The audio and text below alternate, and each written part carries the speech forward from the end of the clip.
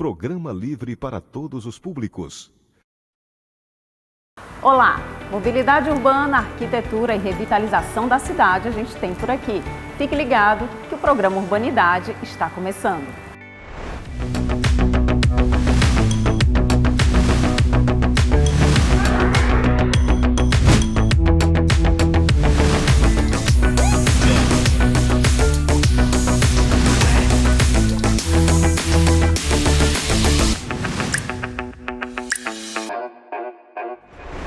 A praia é um lugar de grande beleza natural e é de lá que podem sair ideias transformadoras. No programa Urbanidade de hoje, vamos conhecer a iniciativa de 4 surfistas que está mudando a vida de jovens da Praia do Futuro e do Titanzinho.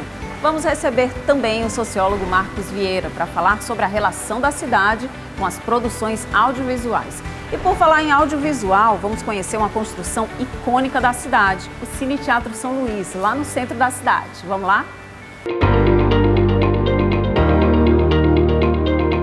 São 63 anos de muita história.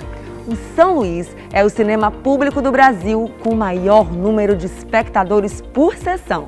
São 150. Desde a reabertura em 2015, recebemos mais de 1 milhão de espectadores, sejam presenciais ou virtuais, nas mais variadas formas da arte. Muitas edificações contam um pouco da nossa história, quem somos e de onde viemos. Por isso, é tão importante preservar a nossa memória arquitetônica, porque elas ajudam a contar a nossa própria história. Assim, é a relação de Duarte com o Cine Teatro São Luís. E essa entrevista agora ela é muito mais que especial, porque o Duarte Dias, ele é cineasta, ele é programador e ele é curador do cinema Cine Teatro São Luís, né? Então ele sabe, ele tem a parte afetiva, tem a parte histórica, então vai ser uma super entrevista. Muito bom falar com você. Eu que agradeço aí a oportunidade. É verdade que você, desde pequenininho, já corria por aqui pelo teatro. Qual foi o primeiro filme que você veio assistir? A primeira experiência de cinema que me vem à mente assim, foi no início dos anos 70, acho que 72, 73, que eu vim aqui com a minha mãe, né, assistir um filme dos Trapalhões. Né, e a gente ficou naquela parte de cima ali, estava tão cheio que eu fiquei assistindo a sessão sentado no colo dela. Né? Era uma outra época em que não havia esse controle todo, né? As pessoas, se perdessem o início do filme, podiam ficar já para a sessão seguinte, então não tinha essa coisa tão cuidadosa, e terminou a sessão, tem que sair todo mundo, tinha uma certa liberdade. E eu me lembro dessa bagunça e ao mesmo tempo do deslumbre desse primeiro momento. E quando foi que esse deslumbre, esse olhar, né, assim, inocente da infância, ele foi se entranhando com a história do teatro, porque você passou a ter uma ligação muito forte, né, de formação profissional? Teve, assim, nessa trajetória digamos assim, de familiaridade com esse espaço e com os outros cinemas da cidade, né, que existiam outros cinemas, aqui atrás mesmo tinha o Cine Diogo, que também a gente frequentava bastante, e que tinha uma programação um pouco diferenciada do São Luís. Eu lembro de um fato marcante também, que foi a primeira vez que eu vim sozinho ao cinema, né? Já alguns anos depois assisti o filme do Super-Homem. Então, assim, de certa forma esse cinema guarda essas relações com a minha própria história, né, ligada a essa arte, né? De ter sido a primeira casa, de ter sido o primeiro lugar onde eu tive autonomia, a iniciativa de vir sozinho assistir um filme, né? E na sequência dos acontecimentos, depois eu, no campo artístico, que sempre foi uma coisa que foi muito presente em mim, eu enveredei pelo lado da música. Então, o cinema ainda era uma coisa muito distante da minha geração, principalmente, e, digamos assim, da camada social de onde eu vinha, né? Porque o cinema era e continua sendo ainda uma atividade que envolve muitos custos, né? Mas naquela época era mais difícil ainda, não tinha esse avanço tecnológico que tem hoje. Mas de alguma forma o Cine São Luís, né, esse prédio aqui, esses ares, eles influenciaram, eles ficaram lá, a sementinha foi plantada quando você era pequeno, né? Com certeza. O cinema ele tem essa qualidade de capturar, né, as mentes e os corações, né, além de divertir. Como dizia o Luiz Severino Ribeiro, o cinema é a melhor diversão, né? Então, essa captura se deu a partir desse momento, eu acredito, assim, do deslumbre de ver a tela grande, o movimento, né? As histórias, os cenários diferentes, as realidades outras, né? Passeando pelos campos os mais diversos, da ficção, documentário. Então, tudo isso vai se entranhando. E para quem tem essa vontade de se expressar através da arte, né? Digamos assim, tem essa possibilidade ou esse desejo de trabalhar com audiovisual, o cinema com certeza é a primeira porta que desperta isso. E não tem como falar de Cine São Luís sem falar do entorno, é claro. A Praça do Ferreira foi palco para vários marcos da cidade. Abrigou uma antiga sede da prefeitura, foi abrigo também para prédios importantes e é conhecida como a nossa Cinelândia. Gente, sabe uma daquelas surpresas que a vida traz pra gente? A gente estava aqui gravando a matéria no Cine São Luís, contando a história quando apareceu essa pessoa maravilhosa de 91 anos, o seu Daniel Barbosa, participou da construção do São Luís. Você tem a lembrança ainda viva na sua memória desse tempo? Eu era o cartazista da empresa. Eu pintava para todos os cinemas do Luiz Fernando Ribeiro aqui no Ceará. Eu pintava os cartazes, Diogo, Moderno, Majestic, tudo. Majestic era aqui também, era 2 cinemas aqui, vizinho um outro. E quando começou a construção? Em que ano? Aí muitos anos, eu trabalhei aqui em 49, foi em 43, 44, mais ou menos. Demorou muito tempo a construção. Eles queriam fazer um cinema, eu queria fazer um prédio de acordo com... O Luiz Fernando Ribeiro era um dos mais ricos, né, atualmente do Ceará, né? Então a construção começou em 49, né? Mas só foi inaugurar um tempo depois. Exatamente. Passou uns 6 ou 7 anos para ser inaugurado. Entendi. Aí foi uma festa grande, né? Todo mundo vinha, toda mulher vinha com chapéu bonito, uma roupa bonita, uma roupa Podia preta. entrar aqui sem paletó ou não? Não entrava. Só entrava de paletó. Passou muitos anos, só entrava bem elegante. E as mulheres de chapéu? Exatamente.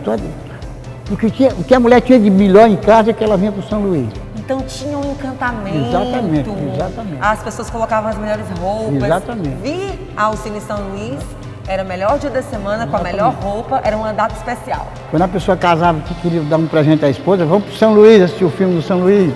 Para a mulher era uma coisa que vinha por elegante, entrava aí, subia aqui ou ali. Entendeu? A mulher ficava mais apaixonada, não era não?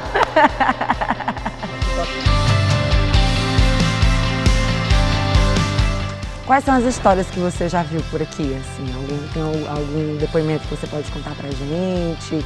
De alguém que veio aqui assistir, que viu uma peça, a uma apresentação?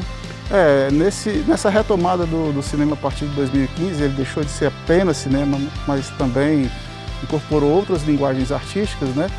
Então a gente vê aqui acontecimentos os mais diversos, assim, faixas de programação, por exemplo, que trabalham com públicos específicos na área do cinema, que a gente traz crianças, né? Essa semana mesmo teve aqui uma sessão infantil que entrou uma família, uma criancinha, uma menina de talvez 4 ou 5 anos, entrou ali no hall, olhou aquilo e disse, eu quero morar aqui. Abriu assim o bracinho. Disse, eu quero morar aqui, a família toda.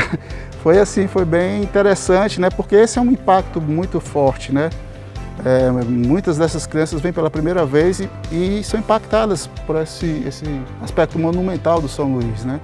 Mas também artistas de renome nacional que vêm, né? Peças de teatro, de música, eles sempre se encantam. A questão da acústica da sala surpreende a muitos deles, né? Porque esse era um espaço que era exclusivo do cinema até 2015, quando ele foi reaberto, né? Então, de certa forma, é um novo espaço que foi agregado a essas linguagens do teatro, da dança, da música.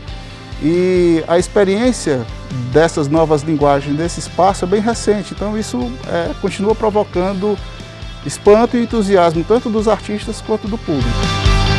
Ou seja, até quem já está acostumado com os palcos, né, do Brasil e do mundo, também se emociona e se surpreende com o São Luís. A arte que é produzida aqui, ela por si só já surpreende, porque é da natureza da arte buscar a surpresa, né? Buscar o envolvimento, buscar a interação com as pessoas. E o espaço em si, as coisas inusitadas que acontecem nessa relação do público com o que está sendo vivenciado em termos de espetáculo, de filme, sempre gera alguma coisa nova. Então, viva esse poder, viva o teatro.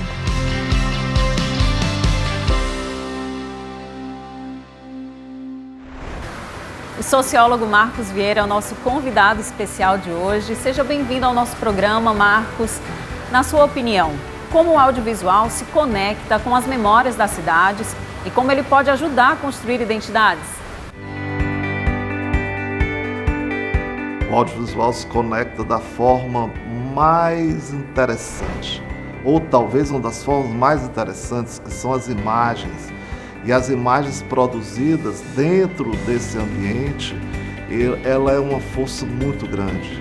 Elas configuram um pouco da alma de um povo, né? A alma de um povo tem a ver com o cinema que ela produz, com o audiovisual que ela produz. Então, sem sombra de dúvida, é uma ferramenta importantíssima para o fortalecimento dessa identidade. O audiovisual ajuda a construir a identidade. Eu diria até que ele traz elementos do pertencimento, ou seja, daquela noção que o povo tem de pertencer àquele lugar através da culinária, através da dança, através da música, através das várias manifestações da arte e da cultura. Então eu diria que o audiovisual, ele é quase como a alma, né? Ou que se expõe, porque as pessoas e as manifestações, elas precisam ser expostas para serem conhecidas, para serem mantidas, mas também para serem redimensionadas.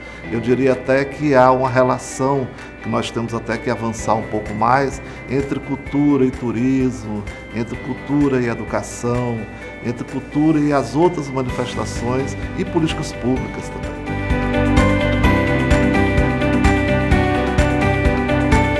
O mercado audiovisual tem que explorar, essas manifestações, essas formas de fazer audiovisual que estão nos bairros, que estão nas comunidades, que estão nas associações esportivas, religiosas e muitas vezes até grupos mesmo de produção, jovem e não jovem, que estão nos bairros, que estão espalhados pela cidade. Eu diria até que Fortaleza às vezes concentra muito a produção na academia, no eixo da aldeota, e tem muita coisa boa feita lá no Centro Cultural Bom Jardim, feita nas escolas, feita nos grupos de teatro espalhados pela cidade. Então eu diria que nós precisamos de uma política pública que valorize essa identidade, que busque trazer à tona essas produções, não só exibindo, mas ajudando também na produção, ajudando também, ampliando mais os editais. Eu diria que é uma política pública estratégica. Investir em audiovisual é estratégico para a economia.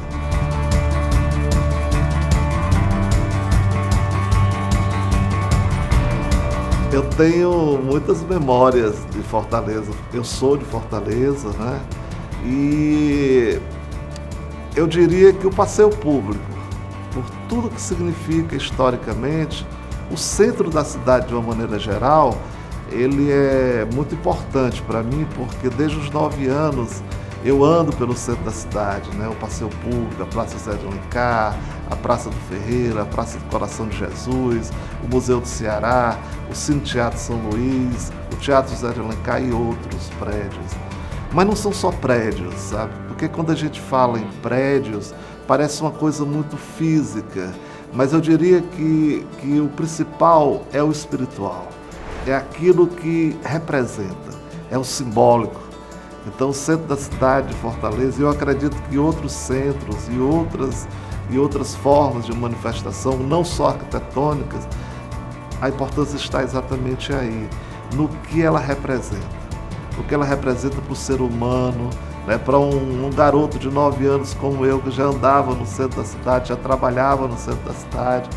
Meu pai tinha fotos no centro da cidade, fazia documentos. Então tudo isso tem uma importância que supera o material, que supera a arquitetura, que supera tudo isso, que é o que entra dentro da minha alma, o que entra no meu espírito, o que entra como simbólico, né? Então, se você não ama, você não protege. E se você não conhece, você não ama, né? Por isso que é importante a educação ambiental, aí pegando a questão da sustentabilidade, Por isso que é importante também a educação patrimonial, para que você tenha noção de que tudo aquilo é um patrimônio, que existem patrimônios materiais, que existem patrimônios imateriais. Então, tudo isso, quando você conhece, aí você passa a ter um sentimento. E se você passa a ter um sentimento, aí você vai conservar, você vai preservar e tudo flui.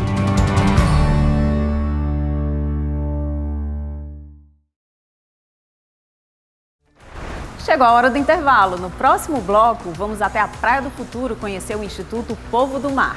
O programa Urbanidade volta já já.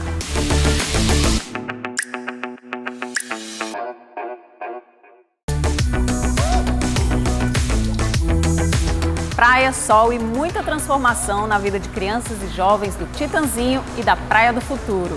Eu fui conhecer a história do Instituto Povo do Mar. Olha só. Em 2010, 4 amigos surfistas, frequentadores da Praia do Titanzinho, resolveram contribuir com o desenvolvimento de crianças e adolescentes daquela comunidade, ofertando atividades sociais, esportivas e educativas. A partir desse desejo de ver esses jovens evoluírem, foi que surgiu o Instituto Povo do Mar. E a gente veio aqui conhecer esse trabalho. Carlos, você está aqui desde o começo do Instituto. Conta pra gente como foi esse começo. Pronto, Marina, em primeiro lugar, muito obrigado por estar aqui visitando a gente. É uma honra o IPOM receber vocês. O Instituto ele surgiu a partir de 4 surfistas amigos que, vendo os talentos do surf da época, que vinham lá do Titanzinho, sem ter uma estrutura educacional, no sentido de ter um inglês, uma informática e habilidades para ir mais além, até com o seu talento de surf, eles enxergaram na comunidade, nas crianças que tinham talento para o surf, a possibilidade de construir esse lugar onde a educação pudesse favorecer e fazer com que eles pudessem ir mais além na história deles como atletas do surf. O IPOM surge com essa necessidade de poder potencializar os futuros talentos do surf aqui do Ceará. E aí começou a se ampliar porque outras crianças da comunidade foram percebendo, né? Isso. As famílias começaram a enxergar no IPOM um lugar de crescimento para os seus filhos. Então, além das crianças que a gente atendia junto com as escolinhas, as famílias pedindo para participar também, né, do nosso instituto, foram ouvidas por nós e nós começamos a receber crianças que não tinham o talento para o surf, porém tinham talento na arte, talento na capoeira, talento na informática e a gente foi ampliando o nosso atendimento à comunidade na época do Serviluz. Érica, como foi que você chegou aqui no Instituto? Eu conheci o Instituto através de outras famílias que conversaram com a minha mãe, apresentando o Instituto, que ficava localizado lá no Serviluz, no Titanzinho, frente ao mar. E minha mãe me inscreveu com 9 anos, certo? E era muito legal, até hoje é muito legal. Tem várias atividades, tem o surf, tem a capoeira. O que você fazia na época? Pronto, eu fazia o surf, eu fazia a capoeira, arte-terapia, leitura escrita, informática, inglês. Como você sente que essas atividades afetaram a tua vida?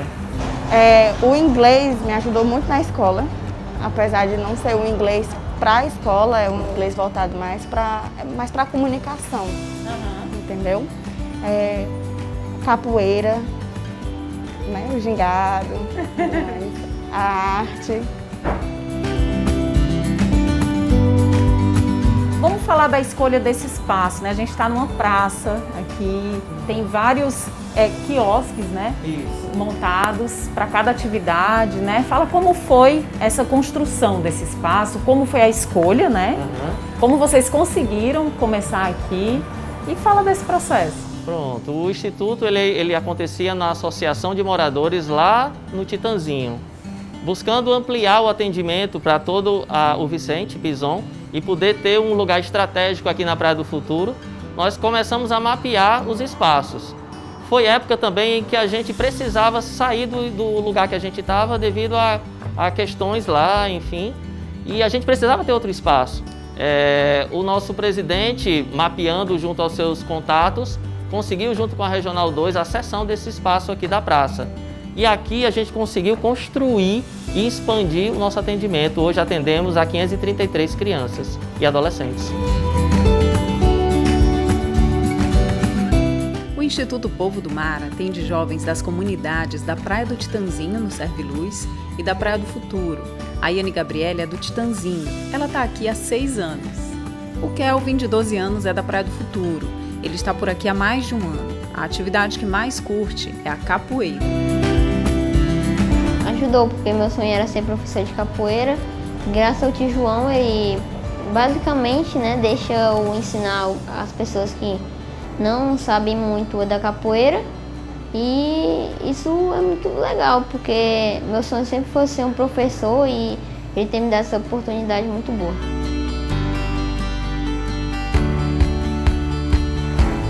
Eu acho que praticamente eu ia saber algumas coisas que eu aprendia na escola, menos aqui, mas aqui tem amigos pra gente conversar, tem professoras que podem ensinar a gente. E também aqui tem várias coisas divertidas que também a gente pode aprender sem estar na escola. Mas é a mesma coisa que está na escola aqui, só que mais divertida. Antes eu tinha um sonho muito grande de surfar, meu avô é surfista e ele sempre foi me ajudando a surfar cada dia mais. Quando eu nasci, acho que quando eu tinha uns 3 anos ou uns 2 anos, quando eu comecei a andar, a saber andar sozinha. Aí, meu avô, ele sempre me levava para surfar. Aí ele me ensinava, aí eu fui crescendo e aprendendo. Meu pai também é surfista, minha mãe, ela foi, mas só que como ela cresceu, aí parou de surfar. Depois de um dia cheio de atividades, por volta de 4 da tarde, os jovens voltam para suas casas. Os que moram no Titanzinho vão no ônibus disponibilizado pelo Instituto. Dá um quentinho no coração ver essas crianças evoluindo, aprendendo. Com certeza. É muito mágico, é lindo ver o sorriso, o olhar, o sorriso das nossas crianças. Carlos, e você? Como é que você se sente de fazer parte disso? Eu sou muito grato a tudo, a poder fazer parte de toda essa história. São 11 anos onde a gente vem transformando vidas, resultados incríveis. Hoje eu tenho parceiros meus de trabalho que foram meus alunos quando eu entrei aqui há 11 anos nesse instituto. Eu olho para o lado, eu tenho um parceiro meu, uma parceira minha, pessoas que fizeram parte da minha história, que fizeram parte da minha caminhada. Então hoje eu olho assim e vejo que o ciclo fechou. A gente pegou aquela criança que precisava alargar os horizontes na vida dela e hoje ela está aqui. Ela está aqui do meu lado dizendo, vamos lá e vamos resolver isso, vamos resolver aquilo, incorporando aquele amor que ela recebeu e retribuindo de uma forma bonita para o futuro de outras crianças. Isso é gratificante. E aí, como é que tu se sente de hoje fazer parte da equipe que transforma a vida de outras jovens como você foi um dia? Agora eu estou transformando a vida de outras jovens. Isso. É muito gratificante. Entendeu? Porque quando eu era aluna era uma visão, E hoje em dia eu tenho outra totalmente diferente e a visão de hoje é ajudar, transformar a vida das nossas crianças, dos nossos adolescentes.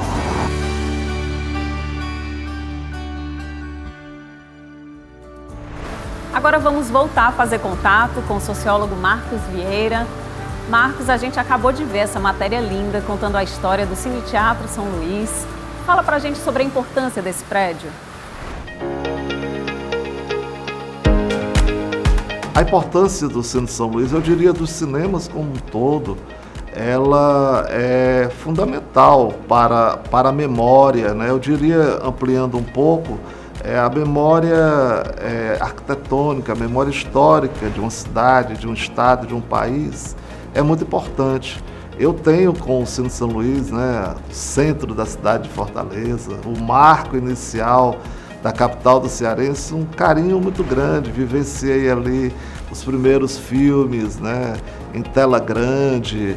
Então, eu acredito que eu e também gerações até anteriores a mim vivenciaram tudo isso. Então isso é muito importante, a manutenção do Cine Teatro São Luís.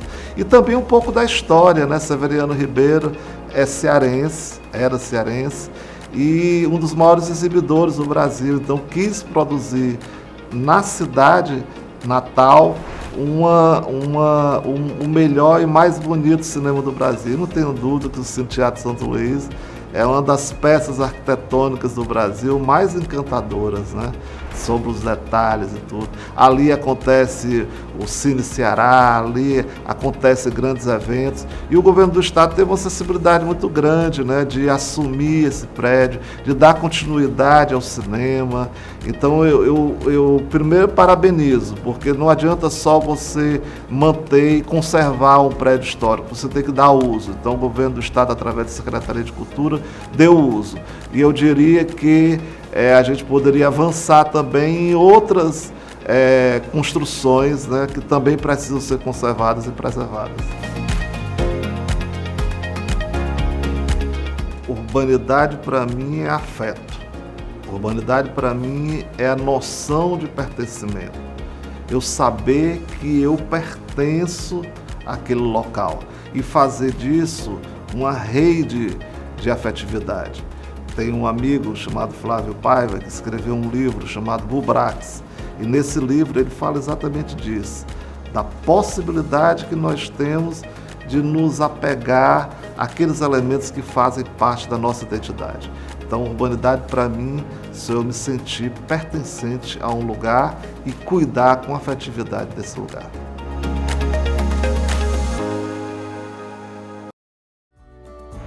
O programa de hoje chegou ao fim, mas nossos encontros continuam na cidade ou na internet. Todos os episódios estão no canal do YouTube da TV Diário. Acesse lá e até a próxima.